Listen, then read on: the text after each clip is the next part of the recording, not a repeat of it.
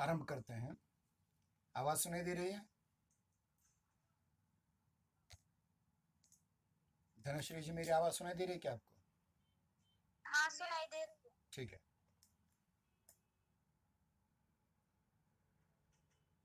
साहित्य शास्त्र एक अर्थात BA तृतीय वर्ष पंचम सत्र हिंदी ऐच्छिक प्रश्न पत्र क्रमांक 10 अर्थात साहित्य शास्त्र एक में 11 प्रश्न पत्र क्रमांक 11 अर्थात साहित्य शास्त्र एक में आपका फिर से स्वागत है। आज तक हमने साहित्य से तात्पर्य, संस्कृत आचार्यों द्वारा प्रस्तुत साहित्य परिभाषाएं, पाश्चात्य विद्वानों द्वारा प्रस्तुत साहित्य परिभाषाएं और हिंदू विद्वानों द्वारा प्रस्तुत साहित्य परिभाषाएं, ये तीन शीर्षक पूर्ण किए थे। आज हम साहित्य के तत्व इस भाग को आपके सम्मुख रखने का प्रयास करेंगे। देखिए, भारतीय तथा पाश्चात्य विद्वानों ने साहित्य के स्वरूप का विश्लेषण करते हुए उसके प्रमुख तत्वों का उल्लेख किया है। संस्कृत आचार्यों ने प्रायः शब्द, अर्थ, रस, अलंकार, रीति, वक्रोक्ति, ध्वनि, औचित्य, प्रतिभा, रमणीयता, भाव, स्थायी भाव, विभाव, अनुभाव, संचारी भाव आदि तत्वों की चर्चा की है। तो पाश्चात्य विद्वानों ने भाव, कल्पना, मनोरंजन, बौद्धिकता, अनुभूति, अभिव्यक्ति आदि तत्वों का उल्लेख किया है। साहित्य का सीधा संबंध साहित्यकार के मन से जुड़ा होता है। साहित्य के विधायक या रचनात्मक तत्वों का निर्धारण करते हुए डॉक्टर चंद्रभानु सोनवने वेदालंकार जी लिखते हैं, मनुष्य के मन की स्मृति, मति और प्रज्ञा, ये तीन शक्तियां क्रमशः स्मरण, मनन और संकल्पन का कार्य करती हैं। इन्हीं तीन शक्तियों द्वारा साहित्य में भावोद्बोध, विचारोत्तेजन और नवोन्मेष का कार्य संपन्न कराया जाता है। अब ध्यान दीजिए कि जो मनुष्य का मन है, उसकी तीन शक्तियां यहां बताई गई हैं। एक है स्मृति, जिसको हम स्मरण शक्ति कहते हैं, एक है मति, जिसको हम मनन शक्ति कहते हैं, और एक है प्रज्ञा, जिसको हम संकल्पन शक्ति कहते हैं। और इनसे क्रमशः स्मृति से भावोद्बोधन, मति से विचार करने की शक्ति, मनन से विचारोत्तेजन और प्रज्ञा से नवोन्मेष, मतलब कुछ नई कल्पना करना, ये महत्वपूर्ण बातें आ जाती हैं। परिणामतः साहित्य में भाव, विचार और कल्पना, ये तीन तत्व समाविष्ट होते हैं। कौन कौन से? भाव जो स्मृति से संबंधित है, विचार जो मनन शक्ति से संबंधित है, और तीसरी कल्पना जो नव निर्माण से संबंधित है। ये तीनों तत्व साहित्य के अंतरंग तत्व कहलाते हैं। अंतरंग मतलब भीतर के। इन अंतरंग तत्वों की अभिव्यक्ति बहिरंग तत्व शैली द्वारा की जाती है। इस प्रकार कुल मिलाकर के साहित्य में चार तत्व पाए जाते हैं। पहला है भाव, दूसरा विचार, तीसरी कल्पना और चौथी शैली। फिर से कहता हूं, भाव, विचार, कल्पना, शैली। भाव, विचार, कल्पना, शैली। भाव, विचार, कल्पना, शैली। तो जो साहित्य के चार तत्व हैं, पहला है भाव, दूसरा विचार, तीसरा कल्पना, इन तीनों को मिलाकर के साहित्य के अंतरंग तत्व कहा जाता है। और चौथा शैली तत्व जो है, साहित्य का बहिरंग तत्व है। बहिरंग मतलब बाहर का, और अंतरंग मतलब अंदर के। साहित्य के अंदर के तत्व कौन से हैं? भाव, विचार और कल्पना। और साहित्य के बाहर का तत्व क्या है? वो है शैली। संस्कृत एवं पाश्चात्य विद्वानों ने, आचार्यों ने जिन तत्वों का उल्लेख किया है, वे सारे के सारे तत्व इन्हीं चार तत्वों के अंतर्गत आते हैं। मतलब इन चार से भिन्न कोई अलग तत्व नहीं है, भले ही वो संस्कृत आचार्यों ने कहा हो, भले ही वह पाश्चात्य आचार्यों ने कहा हो। रस और आनंद तत्व भाव तत्व में निहित होते हैं। रस और आनंद, रस जो भारतीय आचार्यों ने कहा है और पाश्चात्य आचार्यों ने जिसे कहा है आनंद, वह तत्व भाव तत्व में समाहित होता है, निहित होता है। औचित्य तत्व बुद्धि तत्व विचार तत्व में विद्यमान होता है। औचित्य और विचार, बुद्धि तत्व ये विचार तत्व में समन्वित होता है। प्रतिभा, कवि की अलौकिक नवोन्मेषशालिनी अपूर्व शक्ति, वो कल्पना है। तो ध्यान देखिए, रस और आनंद ये भाव है, औचित्य और बुद्धि ये विचार में आते हैं, और प्रतिभा यह कल्पना तत्व का एक अंग होता है। शब्द और अर्थ, इन दोनों को अलग अलग तत्व न मानते हुए यदि एक ही माना जाए तो उसका समावेश शैली में हो जाता है। इस प्रकार से ये चार तत्व यहाँ प्रमुख होते हैं। भाव विचार कल्पना और शैली का सैंद्रीय ऑर्गेनाइज्ड, सैंद्रीय संगठित रूप ही साहित्य होता है। मतलब बिना विचार के या बिना भाव के या बिना कल्पना के या बिना शैली के, इन चारों तत्वों में से एक भी तत्व नहीं है तो वो साहित्य नहीं बनेगा। युगिन परिवेश और विशेष मताग्रह के अनुरूप इन चार तत्वों में से एक तत्व की व्याप्ति बढ़ जाती है। मतलब जो काव्य तत्व है, यानी कविता विधा में भाव तत्व ज्यादा बढ़ जाता है, निबंध में विचार तत्व ज्यादा बढ़ जाता है, कहानी और उपन्यास में कल्पना तत्व आगे बढ़ जाता है। लेकिन ये चारों होते ही हैं। इन चारों के अलावा, इन चारों के सिवा, इन चारों में से किसी एक के न होने पर भी सच्चे साहित्य का निर्माण नहीं हो सकता। साथ ही विधा विशेष के स्वरूप के अनुकूल भी किसी विशेष तत्व की प्रमुखता प्राप्त होती है। इस प्रमुख तत्व के अतिरिक्त तीनों तत्व, मतलब एक तत्व इस विधा के अनुसार या समय के अनुसार वो बढ़ जाता है, बाकी तीन कम हो जाते हैं। और इनके अतिरिक्त प्रत्येक युग के साहित्य में के सभी विधाओं में विद्यमान रहते। जैसे आदिकाल के पृथ्वीराज रासों में भी ये तत्व विद्यमान थे और प्रेमचंद जी के गोदान में भी ये तत्व विद्यमान थे, आज भी। इन तत्वों में शब्द, अर्थ, अभिव्यक्ति, रस, आनंद, अनुभूति, रमणीयता, कला, अभिव्यक्ति, कौशल, विचार आदि प्रमुख तत्व हैं। इन सारे तत्वों को एकत्रित करने पर भी चार प्रधान तत्व ही उभर कर सामने आते हैं, वही भाव, विचार, कल्पना और शैली। भाव, विचार, कल्पना और शैली, भाव, विचार, कल्पना और शैली। ध्यान दें, मतलब इसके जितने भी छोटे मोटे तत्व इसको देखे हैं तो उसमें चाहे शब्द हो, अर्थ हो, अनुभूति हो, अभिव्यक्ति हो, रस हो, आनंद हो, रमणीयता हो, कला, अभिव्यक्ति, कौशल हो, बुद्धि हो, ये सारे के सारे तत्व इन्हीं चार तत्वों के अंतर्गत आते हैं। इसलिए हम इन चार तत्वों पर ही विचार करने का प्रयास करेंगे। इसके पहले भी इसके पीपीटी की वीडियो हमने डाली है, अगर आपको पढ़ना है उसमें तो वो भी आप उसमें पढ़ करके तैयारी कर सकते हैं और इस प्रकार से सुन करके भी तैयारी कर सकते हैं। तो पहला तत्व आता है भाव तत्व। साहित्य के अंतरंग तत्वों में सबसे अधिक महत्वपूर्ण तत्व भाव तत्व है।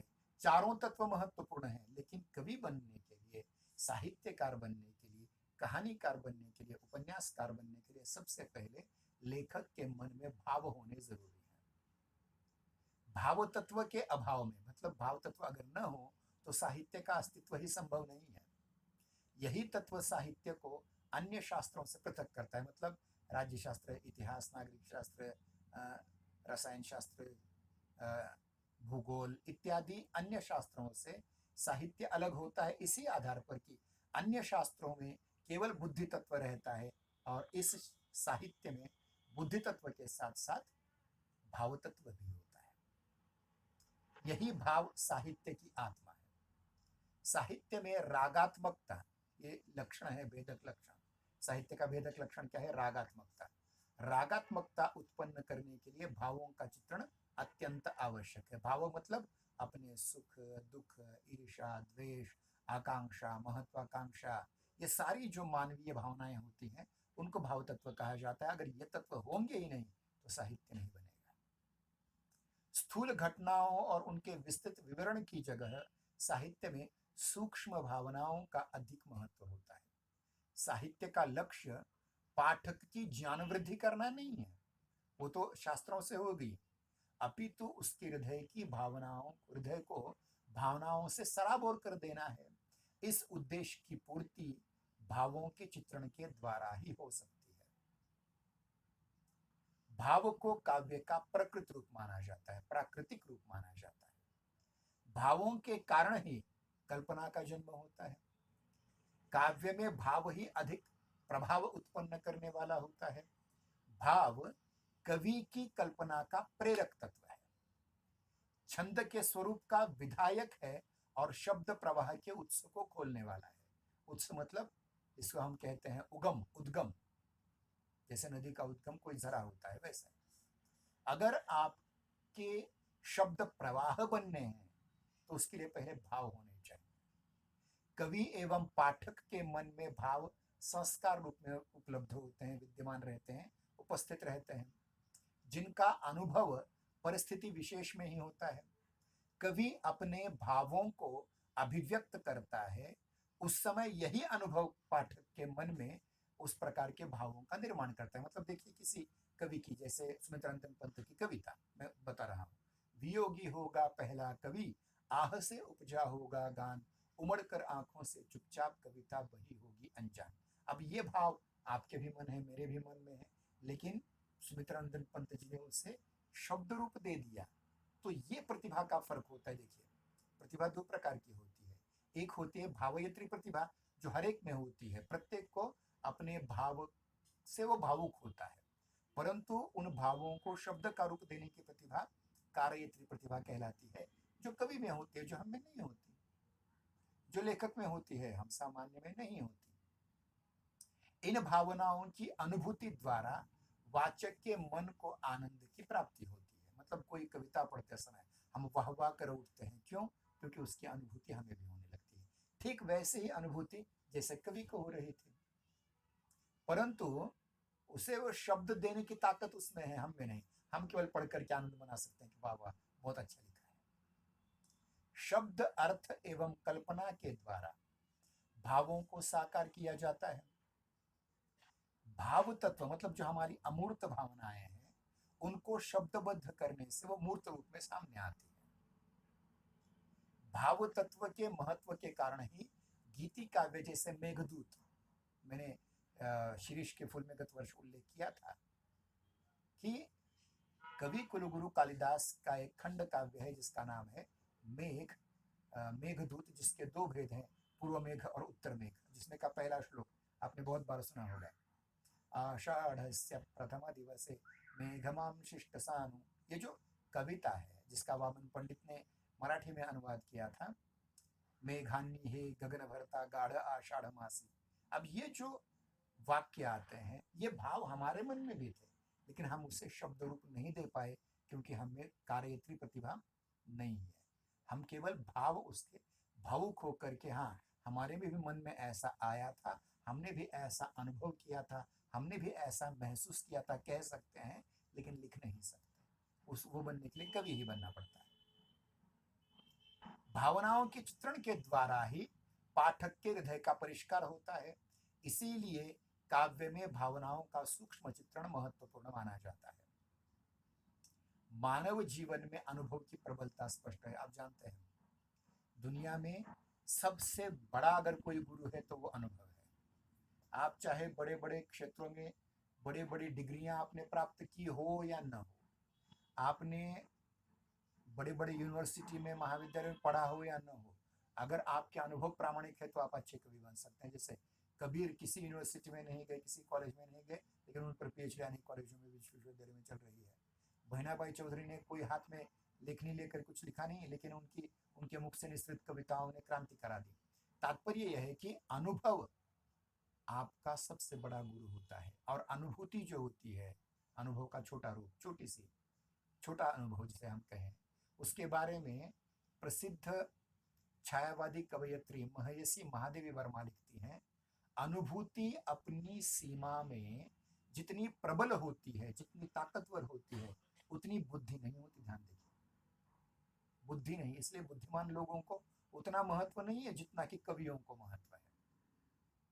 हमारे स्वयं के जलने की हल्की अनुभूति भी दूसरे के राख हो जाने के ज्ञान से अधिक स्थायी रहती है। मतलब अगर कोई आदमी जल रहा है, बहुत बार आपने टेलीविजन पर वीडियो में देखा होगा जहाँ बहुओं को पेट्रोल डाल करके रॉकेट डाल करके जलाया जाता है, लेकिन वो अनुभूति हमें उतनी नहीं लगती जितना हमारे अगरबत्ती का छोटा सा टुकड़ा भी हमें स्पर्श कर जाए तो वो अनुभूति हमारे उस ज्ञान से, किसी जलते हुए को देखने के ज्ञान से ज्यादा शक्तिशाली होती है, ज्यादा प्रभावी रहती है और ज्यादा स्थायी रहती है।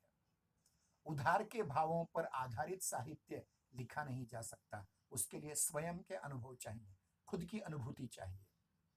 मानव जीवन के निजी अनुभव साहित्य को प्राण बनाते, सब प्राण जीवंत बनाते हैं। इसलिए मनुष्य के जीवन के जो अनुभव हैं, अपने अनुभव, वही अनुभव सर्वश्रेष्ठ होते हैं साहित्य के क्षेत्र में, जो उसे जीवंत बनाते हैं। प्रसिद्ध उपन्यासकार और आलोचक साहित्यकार राजेंद्र यादव जी लिखते हैं, सच्चा साहित्यकार वही होता है जो सिर्फ अपना मारा हुआ शिकार खाता है, सिर्फ अपना मारा हुआ शिकार खाता है, किसी अन्य ने किए हुए शिकार को छूता नहीं। कहने का तात्पर्य है कि अपनी अनुभूतियां ही शब्दबद्ध की जा सकती है, दूसरों की अनुभूतियों पर, उधार की अनुभूतियों पर साहित्य रचा नहीं जा सकता। यहाँ इस बात से अवगत होना जरूरी है, आवश्यक है कि किसी अनुभूति के आत्मानुभूति बनाने के लिए मानसिक धरातल पर परकाया प्रवेश या पर अंतकरण के प्रवेश के सहायता से भोगा गया भोग भी, किया भया भोग भी पर्याप्त होता है। मतलब जैसे कि प्रेमचंद जैसे लेखक, अब वे खुद किसान नहीं थे, लेकिन जब उन्होंने गोदान लिखा तो उसमें किसान की सारी दुख की अनुभूति पूरी उसमें आ गई थी। मतलब मानसिक रूप से भोगा गया यथार्थ भी वह आपको वो परकाया प्रवेश के द्वारा, मतलब आप थोड़ी देर के लिए स्वयं को उसके जगह, उस पात्र की जगह रख करके उसकी अनुभूतियों का अध्ययन करके आप उसका प्रकटीकरण कर सकते हैं। साहित्य की सरसता का आधार भाव है। भावों की व्यापकता, महत्ता और सूक्ष्मता की ओर ध्यान देना चाहिए। देखिए, गीत में भाव तत्व बहुत महत्वपूर्ण होता है और आलोचना में वो लगभग नगण्य होता है। आलोचना में बुद्धि तत्व ज्यादा होता है। भारतीय काव्य शास्त्र में जो सिद्धांत है, रस सिद्धांत है, वो भावों पर आधारित है। हम जब रस सिद्धांत का अध्ययन करेंगे तो इसमें ज्यादा डिटेल में देखेंगे कि उसमें रस सिद्धांत में आचार्य भरत मुनि का एक रस सूत्र है, तत्र विभावानुभाव व्यभिचारी संयोगाद रस निष्पत्ति, अर्थात स्थायी भाव, विभाव, अनुभाव और संचारी भावों के मिलन से ही रस की निर्मिति होती है। और इसमें बहुत सारे भावों की चर्चा हम कर सकते हैं। आचार्य भरत मुनि ने मानसिक अवस्थाओं के व्यंजक रूप को ही भाव कहा है। इसी आधार पर उन्होंने स्थायी भाव, विभाव, अनुभाव और संचारी भावों की अवधारणा की खोज की और इन शब्दों का प्रयोग किया। कौन कौन से? स्थायी भाव, विभाव, अनुभाव और संचारी भाव। स्थायी भाव, विभाव, अनुभाव और संचारी भाव, इसको हम डिटेल में रस सिद्धांत में देखेंगे। मनुष्य के मन में भावनाओं का समुद्र विद्यमान रहता है जिसमें तरंगे उठती रहती हैं। यही तरंगे काव्य के माध्यम से अभिव्यक्त होती हैं। आचार्य भरत मुनि ने भावनाओं के प्रधान रूप को स्थायी भाव कहा है और दूसरा संचारी भाव। स्थायी भाव और संचारी भाव, बीच में विभाव और अनुभाव ये थोड़े कम है लेकिन ये ज्यादा है। स्थायी भावों को ही अंग्रेजी में सेंटिमेंट्स कहा जाता है और संचारी भावों को ही अंग्रेजी में इमोशंस कहा जाता है। सेंटिमेंट्स और इमोशंस मतलब स्थायी भाव और संचारी भावों से ही हमारे मन में साहित्य की प्रेरणा मिलती है। आचार्य भोजराज, आचार्य अभिनवगुप्त, आचार्य मम्मट, आचार्य विश्वनाथ आदि रसवादी आचार्यों ने, क्या कह रहा हूं मैं, आदि रसवादी आचार्यों ने भरत मुनि के भाव विश्लेषण को और अधिक बढ़ाया है। कौन कौन से? आचार्य भोजराज, आचार्य अभिनवगुप्त जिन्होंने अभिनव भारती नाम का भरत के नाट्यशास्त्र पर टीका ग्रंथ लिखा, आचार्य मम्मट जिनका काव्य प्रकाश ग्रंथ प्रसिद्ध है, और आचार्य विश्वनाथ का साहित्य दर्पण जिसके अंतर्गत वाक्यम रसात्मकम काव्यम यह उन्होंने व्याख्या दी है। तो ये भाव विश्लेषण इन लोगों ने बहुत अच्छी तरह से किया है।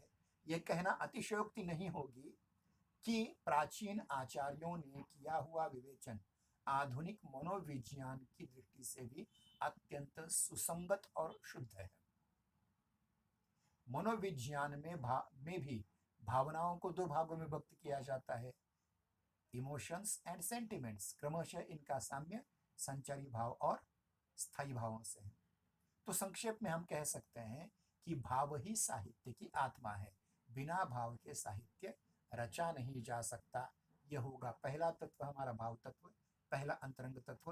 अब हम दूसरे तत्व की ओर बढ़ रहे हैं, जिसका शीर्षक है विचार तत्व अथवा बुद्धि तत्व। यह साहित्य का दूसरा तत्व है, जिसको विचार तत्व या बुद्धि तत्व कहा जाता है। बुद्धि का संबंध तथ्यों से होता है, विचारों से होता है, सिद्धांतों से होता है, दर्शन से होता है। दर्शन मतलब तत्व ज्ञान, फिलॉसफी। विचारों के विस्तार में ही भाव विस्तार की अनंत संभावनाएं निहित होती हैं। मतलब जैसे आपका विचारों का विस्तार होता जाएगा, अपने आप आपके भावों का भी विस्तार होता जाएगा।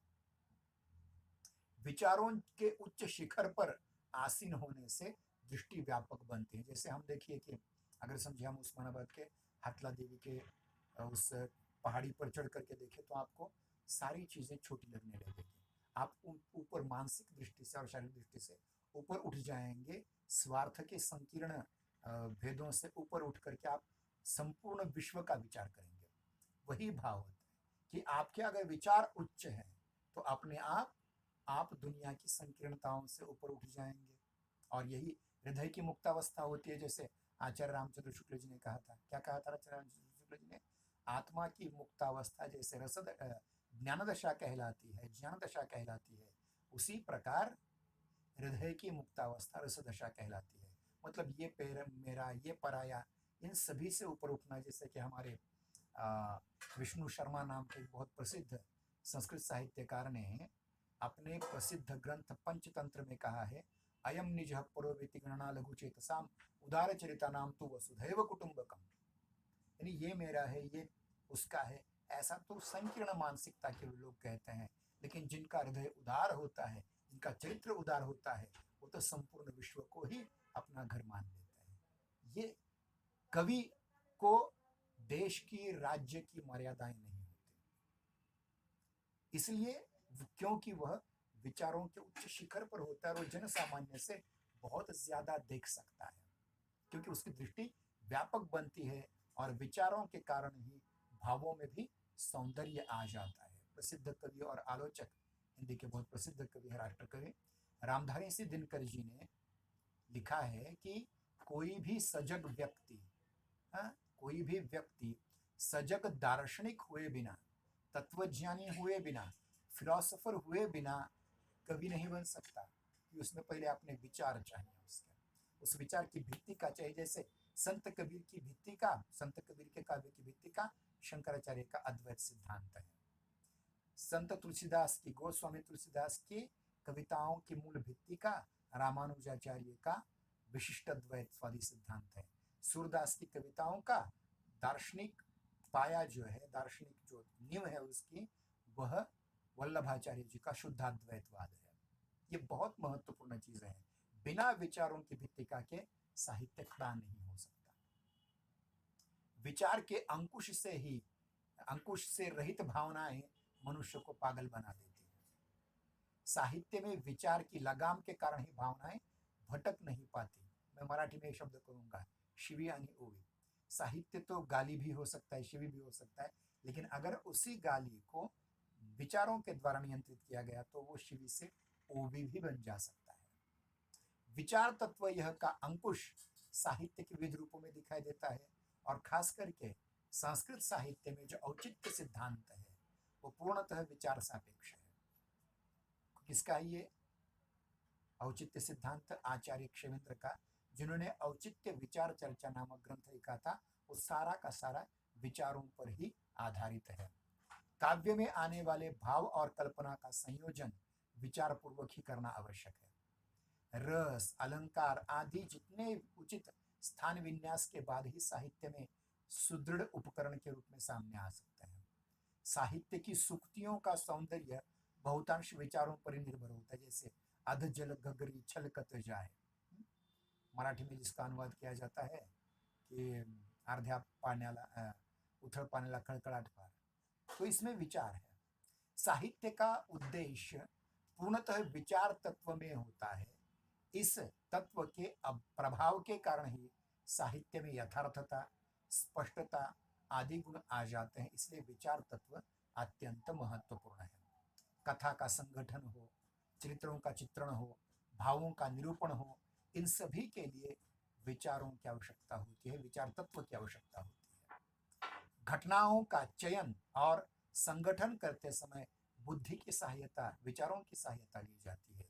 इसीलिए महाकाव्यों और नाटकों में जो कार्यावस्थाएं हैं, आरंभ, प्रयत्न, प्राप्त्याशा, नियताप्ति, फलागम, अर्थ प्रकृतियां, मुख, बीज बिंदु, पताका, निर्वहन वगैरह जो संधियां हैं, अर्थ प्रकृतियां हैं, ये सारी की सारी ये विचारों के द्वारा ही सुगठित होती है। चरित्र चित्रण के समय पात्र के जीवन संबंधी घटनाएं और उसके कार्यों का चयन इस प्रकार किया जाना चाहिए कि जिसमें से पात्रों के गुण उभर कर सामने आने चाहिए और ये विचार ही प्रकट कर सकते हैं। भावाभिव्यक्ति को प्रभावशाली बनाने में बुद्धि अत्यंत महत्वपूर्ण है। कथा वस्तु की सूक्ष्म रेखाओं का निर्माण करने के लिए, घटनाओं की श्रृंखला की कड़ी जोड़ने के लिए और कार्य के अनुरूप फल दिखाने के लिए प्रत्येक कहानीकार और उपन्यासकार, नाटककार बुद्धि तत्व का प्रयोग करता है। भावनाओं की सुदृढ़ ईंटों को वह विचारों के गारे से, सीमेंट से जोड़ता है, उसी पर काव्य भवन का निर्माण करता है। आधुनिक साहित्य में विचार तत्व का बहुत अधिक महत्व बढ़ गया है। जैसे मार्क्सवाद है, मनोविश्लेषणवाद है, प्रयोगवाद है, ये जो सारे वाद हैं वो विचारों से निर्माण होते हैं। कुछ लोगों ने गांधीवाद, कुछ लोगों ने हिंदुत्ववाद, कुछ लोगों ने दलित तत्ववाद यानी अम्बेडकरवाद, ये सारी चीजें साहित्य में लाई हैं, तो उनकी मूल भित्ति का विचार है। इस विवेचन से ये प्रश्न सामने आता है कि क्या साहित्य में विचार का स्थान क्या है। विचार की सारी महिमा के बावजूद यह ध्यान रखना चाहिए कि साहित्य में विचार भाव का सखा बन करके आ सकता है, दुश्मन बन करके नहीं। वो भाव का मित्र बन करके आ सकता है, सखा बन करके आ सकता है, शत्रु बन करके नहीं आएगा। इसीलिए सुप्रसिद्ध समीक्षक आचार्य हजारे प्रसाद द्विवेदी जी कहते हैं, पंडिताई भी एक बोझ है, विचार बहुत बड़े बोझ हैं। जितना भारी होता है उतना तेजी से डुबाती है, पर जब वह जीवन का अंग बन करके आती है तो सहज हो जाती है। मतलब विचार है, बुद्धि तत्व है, आपने वाद विवाद की जो वैचारिकता है वह साथ में आनी चाहिए भावों के, न कि भावों को तोड़ने वाली हो। क्योंकि भावों का सहगमन वो करने आना चाहिए। क्योंकि केवल विद्वान होने से कोई साहित्यकार नहीं बनता। विद्वत्ता बोझ है एक प्रकार का, तो इस बोझ की जगह वो सहज रूप में अगर आ जाती है तो ठीक है विद्वत्ता, वरना वो डुबा देगी और कभी नहीं बनेगा। सुप्रसिद्ध कवयित्री महादेवी वर्मा भी लिखती हैं, साहित्य में मनुष्य की बुद्धि और भावना इस प्रकार मिल जाती है जैसे धूप छाही वस्त्र के दो रंगों के तार हों, जो अपनी अपनी भिन्नता के कारण ही अपने रंगों से भी एक तीसरे रंग की सृष्टि करते हैं। क्या है देखिए, साहित्य में मनुष्य की बुद्धि और भावना इस प्रकार घुल मिल जाती है जैसे धूप छाही वस्त्र, मतलब दो अलग रंगों का वस्त्र, और ये दो अलग अलग अपने रंग होते हुए भी एक दूसरे से मिलने के उपरांत एक तीसरे रंग का निर्माण करते हैं, जिसमें न भाव होते हैं न विचार होते हैं, बल्कि इन दोनों का मिला जुला एक तीसरा रूप होता है। विचार तत्व एवं भाव तत्व की तद्रुपता में, मतलब एक दूसरे में मिल जाने में, समरसता में भी साहित्य की प्रधानता भाव की ही होती है, विचार की नहीं। इसलिए महादेवी वर्मा आगे लिखती हैं, काव्य में बुद्धि हृदय से अनुशासित होकर के ही सक्रियता पाती है। इसी से उसका दर्शन न बौद्धिक तार्किक प्रणाली है और न सूक्ष्म बिंदु तक पहुंचने वाली विशेष प्रणाली। मतलब काव्य में बुद्धि तत्व, हृदय तत्व का अनुशासित होकर के ही आ सकता है। उदाहरण के रूप में संत सूरदास, भक्त सूरदास के काव्य का जो दार्शनिक वर्णन है, जिसे पुष्टि मार्ग या शुद्धाद्वैतवादी सिद्धांत कहा जाता है, उसका अनुसरण करता है, फिर भी उसमें भाव तत्व महत्वपूर्ण है। श्री कृष्ण के प्रति गोपियों का प्रेम महत्वपूर्ण है, न कि विश्लेषण। शुद्धाद्वैतवादी सिद्धांत का विश्लेषण उसमें नहीं है, न होना चाहिए। दर्शन का अधिक आग्रह साहित्य के लिए अपायकारक होता है। उदाहरण के रूप में मेरे प्रिय कवि हैं जयशंकर प्रसाद जी।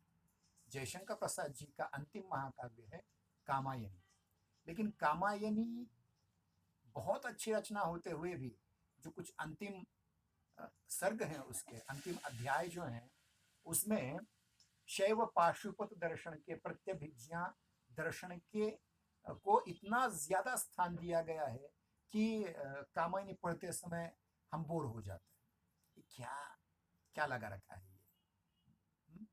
तो इस बौद्धिक खिलवाड़ जान पड़ता है, और ये बौद्धिक खिलवाड़ कामायनी के लगभग 80% कामायनी भावों पर आधारित है, लेकिन 20% जो इसमें विचारों की उत्तेजना ज्यादा हुई है, उसकी वजह से वो सामान्य लोगों की समझ में नहीं आती। अब तीसरा तत्व है हमारा कल्पना तत्व। साहित्य का तीसरा प्रधान अंतरंग तत्व है कल्पना। आचार्य रामचंद्र गुणचंद्र बहुत प्राचीन आचार्य, रामचंद्र शुक्ल नहीं, रामचंद्र गुणचंद्र ने कल्पना को दृष्टा ऋषि का ज्ञान नेत्र कहलाया है, तीसरा नेत्र कहलाया है।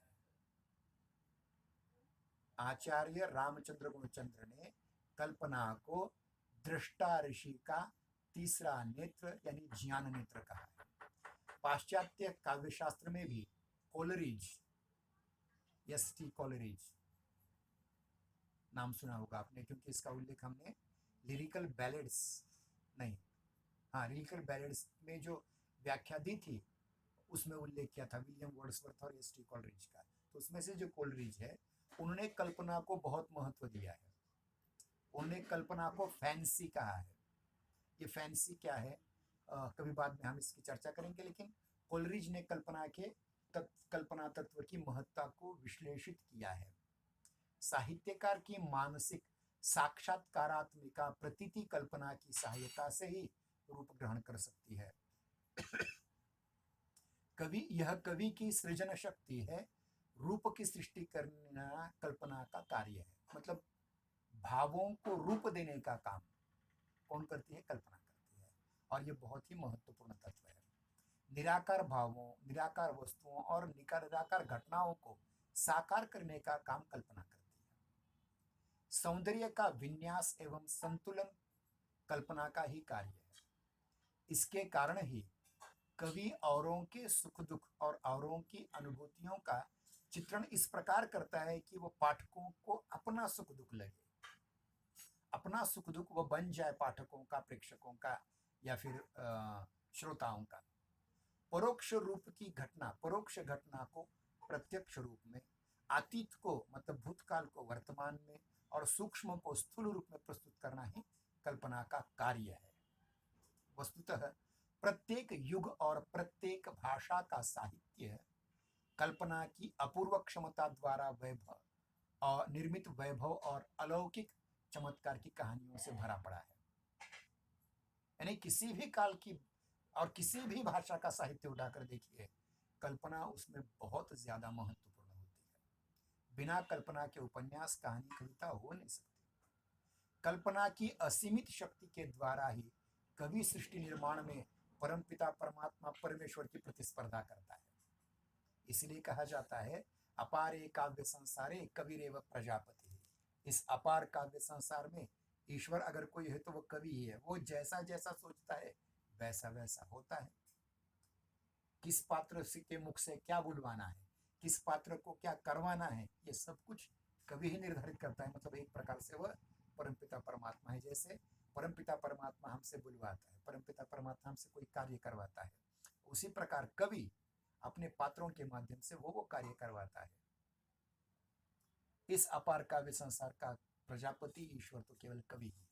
वह अपने मत के अनुकूल साहित्यिक संसार की निर्मित करता है। कल्पना के बल पर ही कवि सर्वत्र अबाध गति से संचार करता है। कहा भी जाता है ना, जहां न पहुंचे रवि वहां पहुंचे कवि। अंग्रेजी शब्द पोएट, पोएट है ना, पोएट, पोएट्री, कविता और कवि, इस शब्द का अर्थ भी है निर्माता, कुछ नया निर्माण करना, पोएट्री। कल्पना सदैव आनंददायक ही होती है, अतः सत्य की तुलना में काल्पनिक सत्य अधिक आकर्षक लगता है।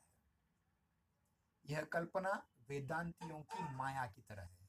जिस वेदांत के सिद्धांत की हम बात कर रहे थे ना, जिसमें आत्मा, परमात्मा और माया, जिसको प्रकृति कहा जाता है, उस प्रकृति की तरह माया की तरह ही है। इस समय यह ध्यान रखना आवश्यक है कि साहित्यकार की कल्पना विधायक स्वरूप की होती है, विध्वंसक या विघातक नहीं। वो रचनात्मक होती है, तोड़ने वाली नहीं, जोड़ने वाली होती है, निर्माण करने वाली होती है, विध्वंस करने वाली नहीं। गजानन माधव मुक्तिबोध हिंदी के बहुत प्रसिद्ध कवि एवं समीक्षक हैं। वे लिखते हैं, कलाकार अपनी विधायक कल्पना द्वारा, मतलब रचनात्मक कल्पना द्वारा, पॉजिटिव कल्पना द्वारा जीवन की पुनर्रचना करता है, परंतु भावरहित कल्पना द्वारा रचित साहित्य बाजीगर का इंद्रजाल मात्र है, मतलब जादूगरी मात्र है। केवल वैचित्र्य की लालसा से युक्त रचनाएं अनुपयुक्त होती हैं। उदाहरण के लिए बिहारी नाम के मध्ययुगकालीन रीतिकालीन कवि की विदग्ध नायिका कहते, देखिए, सुनत पथिक मुह माघ निसी लुए चलत वा गाम, बिन पूछे बिन ही कहे जियत बेचारी वाम। मतलब एक क्रोशित पति का नायिका है, वो अपने गांव में रह रही है, उस गांव से आए हुए एक व्यक्ति को उसका पति जो बाहर गांव गया है वो पूछता है, गांव ठीक ठाक है क्या? वो कहता है कि माघ महीने में भी लुएं चल रही हैं। लुएं मतलब गर्म हवा चल रही है। तो वो अंदाजा कर लेता है कि इस अतिशयोक्ति से कि उसकी पत्नी जीवित है, क्योंकि उसकी सांसों की गर्मी से ये गर्म हवाएं निकल रही हैं। अब ये थोड़ा सा अधिक हो गया, अतिशयोक्ति हुआ। और जैसे चंद्रकांता, चंद्रकांता सीरियल आपने देखी होगी। चंद्रकांता उपन्यास जो हिंदी के बहुत ही प्रसिद्ध लेखक देवकीनंदन खत्री द्वारा रचा गया था, जिसमें एक क्षण में एक आईआर अपना पूरा रूप बदल देता है, एक क्षण में तीसरा रूप धारण कर लेता है, फिर चौथे क्षण में चौथा रूप धारण कर लेता है। ये अतिशयोक्ति है, कल्पना की अतिशयोक्ति। ये साहित्य के लिए हानिकारक हो सकती है। साहित्यिक रचनाओं में कल्पना के प्रयोगों में तारतम्य भी होना चाहिए। जीवनी आत्मकथा जैसे तथ्याश्रित रचनाओं में कल्पना का प्रयोग केवल अप्रस्तुत योजना के अंतर्गत ही हो सकता है। मतलब जो तथ्यात्मक तथ्याश्रित गद्य विधाएं हैं, जैसे जीवनी है, आत्मकथा है, रेखाचित्र है, संस्मरण है, यात्रावृत्त है, डायरी है, तो इसमें कल्पना का प्रयोग बहुत कम मिलेगा। होगा तो भी अप्रस्तुत, जैसे बहुत कम उपयोग होगा। किंतु कल्पित विधाओं में, खास करके कविता, उपन्यास, कहानी और नाटक आदि में, प्रस्तुत एवं अप्रस्तुत दोनों ही क्षेत्रों में कल्पना का प्रयोग होता रहता है। फैंटेसी में, फंतासी या फैंटेसी, जिसको हम स्वप्न कथा कह सकते हैं, इसमें कल्पना का शुद्धतम रूप दिखाई देता है। साहित्य में कल्पना स्वच्छंद हो सकती है, परंतु स्वैराचारी या स्वैरिणी नहीं हो सकती। वह भाव की एकनिष्ठ प्रेयसी है। स्वैरिणी कल्पना का साहित्य मंदिर में प्रवेश निषिद्ध है, मतलब स्वैराचारिणी कल्पना साहित्य में नहीं आ सकती। वह भाव की एकनिष्ठ प्रेयसी के रूप में ही आएगी। विभिन्न साहित्यकारों की कल्पनाओं के क्षेत्र अपनी अपनी रुचि के अनुसार अलग अलग हो सकते हैं। भूषण और मोतीराम दोनों सगे भाई थे, त्रिपाठी बंधुओं में, लेकिन भूषण की कल्पना वीर रस में रमी तो मोतीराम की श्रृंगार रस में। इसी तरह प्रेमचंद और जयशंकर प्रसाद दोनों एक ही काल के, एक ही गांव में, काशी में रहने वाले दो प्रख्यात साहित्यकार थे। लेकिन प्रेमचंद अतीत, मतलब भूतकाल की कहानियां लिखना, ये अतीत के गड़े मुर्दे उखाड़ना कहते थे।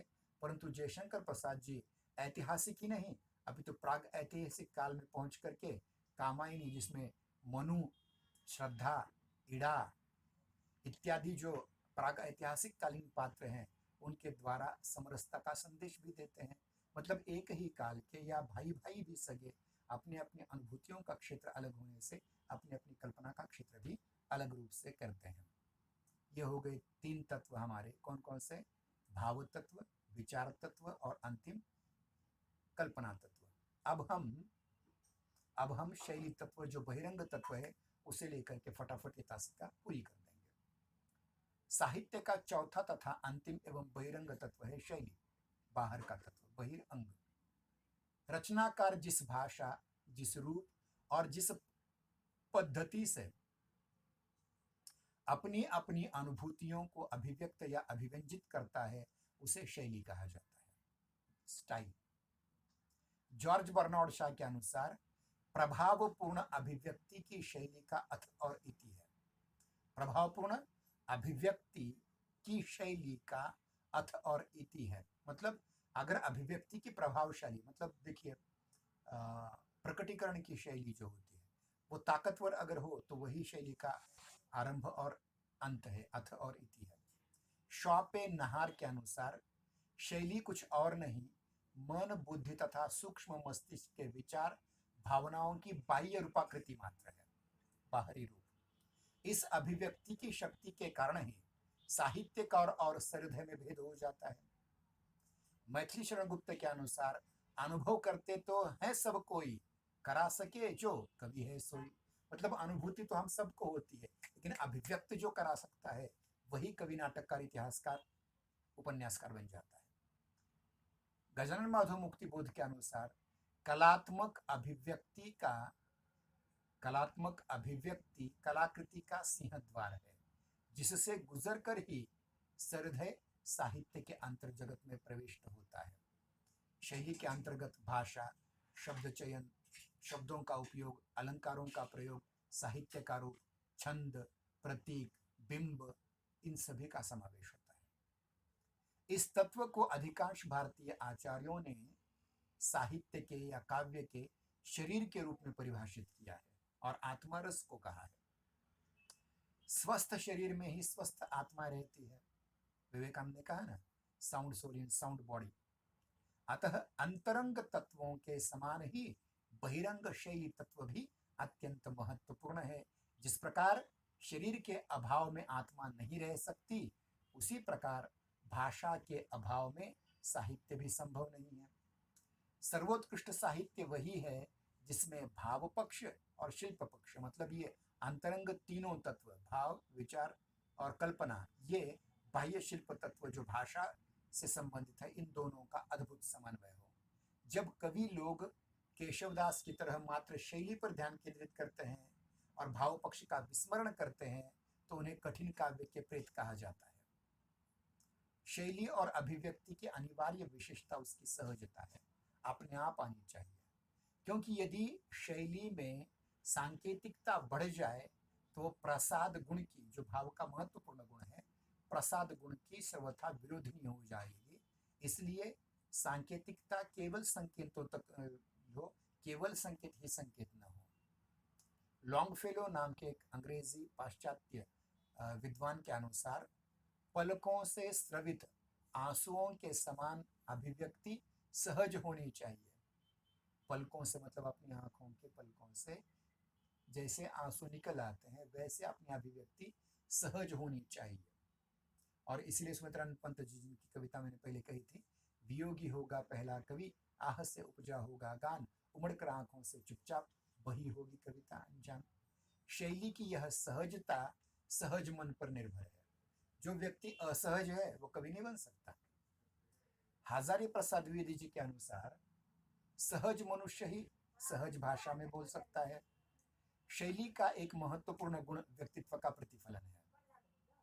प्रसिद्ध आलोचक अलेक्जेंडर पोप ने कहा है, शैली विचारों की पोशाक नहीं, त्वचा है। बुफो ने कहा है, शैली ही व्यक्ति है, शैली ही व्यक्तित्व है, व्यक्तित्व का प्रतिफलन ही शैली है। कार्ल क्राउस लिखते हैं, भाषा वह रांड है, शब्दों का इस्तेमाल कीजिए, ध्यान रखिए, शब्दों के इस्तेमाल पर ध्यान दीजिए। भाषा वह रांड है जिसे साहित्यकार सती का रूप अपनी शैली द्वारा प्रदान करता है। भाषा का उपयोग तो सभी करते हैं, पर इस भाषा को साहित्यकार इस प्रकार प्रयुक्त करता है कि व्यक्ति और शैली परस्पर निर्दर्शक बन जाते हैं। शैलियां भी अनंत प्रकार की होती हैं। प्रसाद और प्रेमचंद, बार बार जयशंकर प्रसाद और प्रेमचंद, प्रेमचंद अर्थात धनपत राय धनपत राय, अजय लाल श्रीवास्तव उर्फ प्रेमचंद और जयशंकर प्रसाद, दोनों की भावपूर्ण रचनाएं अपनी अपनी शैलियों के कारण सहज पृथक रूप में पहचानी जा सकती है। समझिए, आपको टाइटल भी ना बताए, शीर्षक न बताए, लेखक का नाम न बताए, एक प्रसाद की कविता, प्रसाद की कहानी और एक प्रेमचंद की कहानी रखी, तो पढ़ने वाला व्यक्ति एक दो परिच्छेद पढ़ते ही जानता है कि ये प्रेमचंद की कहानी है और ये प्रसाद की कहानी है, क्योंकि उनका व्यक्तित्व का प्रतिफलन प्रत्येक शब्द में, प्रत्येक शैली में दिखाई देता है। विचार प्रधान रचनाओं में व्यास और समाज शैलियां होती हैं। व्यास शैली मतलब वेद व्यास, जिन्होंने 18 पुराण लिखे या महाभारत लिखा, वो बहुत लंबा लिखा है, लेकिन उसका मतितार्थ बहुत कम होता है। जैसे कहा जाता है कि अष्टादश पुराणेषु व्यासस्य वचनम द्वयम परोपकारः पुण्याय पापाय परपीडनम, यानी इतने 18 पुराण और महाभारत लिखने के उपरांत उनसे पूछा गया कि आप कहना क्या चाहते हैं, तो केवल 2 पंक्तियां, अगर आपको पुण्य कमाना है तो आपको परोपकार करना पड़ेगा, अगर आपको पाप कमाना है तो आप परपीड़न कर सकते हैं, दूसरों पर अन्याय अत्याचार कर सकते हैं। बस ये। और समाज शैली क्या होती है? बड़ी से बड़ी चीज को कम शब्दों में कहना समाज शैली, और छोटी बात को बड़ा कहकर कहना ना, ये व्यास शैली है। साहित्य का आदर्श उच्च भाव होना चाहिए और सहज अभिव्यक्ति होनी चाहिए, जिसको एरिस्टोटल ने कहा है, think of thoughts of wise but use language of symbols. मतलब विद्वान लोगों के विचारों का अनुकरण करो, परंतु सामान्य लोगों की भाषा होनी चाहिए उसमें। हाँ? सादी रहानी उच्च विचार जिसे कहा जाता है मराठी में। साहित्य के सभी तत्वों को देखने पर यह स्पष्ट हो जाता है कि प्रत्येक तत्व साहित्य का अनिवार्य तत्व है। सभी मिलाकर ही साहित्य का निर्माण कर सकते हैं। कोई भी तत्व कम महत्व का नहीं है या ज्यादा महत्व का नहीं है। काव्य पुरुष के ही ये सारे अवयव हैं। इन्हीं से काव्य सौंदर्य का निर्माण होता है, इन्हीं से साहित्य सौंदर्य का निर्माण होता है। साहित्य के चाहे जितने भी लक्षण हो, चाहे जितने भी तत्व या विशेषताओं का ज्ञान करा लो, फिर भी साहित्य के स्वरूप को आंशिक रूप में ही समझने में सहायता देता है। इसलिए ये चारों तत्व महत्वपूर्ण है। साहित्य की आत्मा का पूर्ण साक्षात्कार तभी संभव हो सकता है जब हमारे हृदय में भावना और अनुभव की ज्योति हो, हमारे मस्तिष्क में गंभीर विचारों का अध्ययन का प्रकाश हो और हमारे व्यक्तित्व में, शैली में साधना का तेज हो, तभी हम साहित्य को समझ सकते हैं, अन्यथा नहीं। इतना कह करके आज की तासिका को हम विराम देते हैं।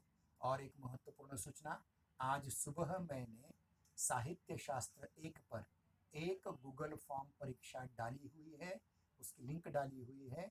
आप कृपया करके जल्दी से जल्दी उस गूगल फॉर्म परीक्षा को प्रतिसाद दीजिए, और ये जो सारे प्रश्न दिए जा रहे हैं आपको, उनको लिख करके रखिए। यही प्रश्न परीक्षा में आ सकते हैं, आएंगे ऐसा नहीं कह सकते हैं, आ सकते हैं। तो कृपया करके उस गूगल फॉर्म परीक्षा को आप प्रतिसाद अवश्य दीजिए। तब तक के लिए